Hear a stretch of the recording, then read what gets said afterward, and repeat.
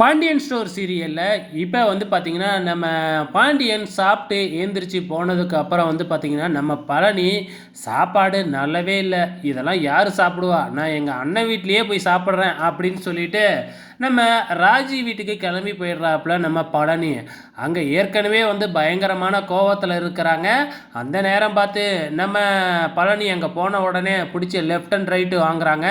ஏண்டா, ராஜியும் கதிரும் காதலிக்கிற விஷயம் உனக்கு நல்லாவே தெரியும் தானே, ஸோ நீ தான் அவங்க ரெண்டு பேர்த்துக்கும் கல்யாணம் பண்ணி வச்சியா அப்படி இப்படின்னு வந்து பார்த்திங்கன்னா வளைச்சி வளைச்சி கேள்வி கேட்குறாங்க.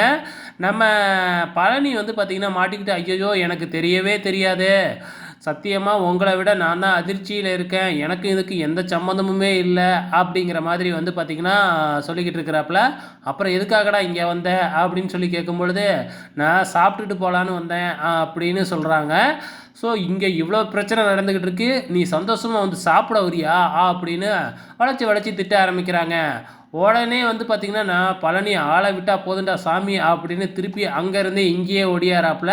இங்கே வந்து அதுக்குள்ளே சாப்பிட்டுட்டு சாப்பாட்டை எல்லாமே கொட்டிடுறாங்க. இங்கே சாப்பாடே இல்லை. ஸோ இங்கே வந்து பசிக்குதே பசிக்குதேங்கிறாப்புல.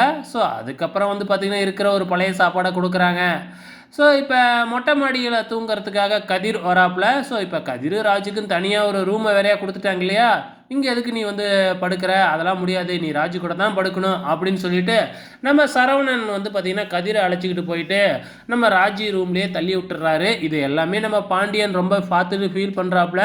இந்த சரவணன், அதாவது எல்லாத்துக்கும் மூத்த பையன் சரவணன், அவனுக்கு கல்யாணம் நடக்கல, அதுக்குள்ளே இவனு ரெண்டு பேரும் கல்யாணம் பண்ணிட்டு வந்துட்டாளுங்களே அப்படின்னு கோமதி கிட்ட சொல்லி ஃபீல் பண்ணிக்கிட்டு இருக்கிறாரு. வெயிட் பண்ணி பார்க்கலாம் நாளைக்கு என்ன நடக்குதுன்னு.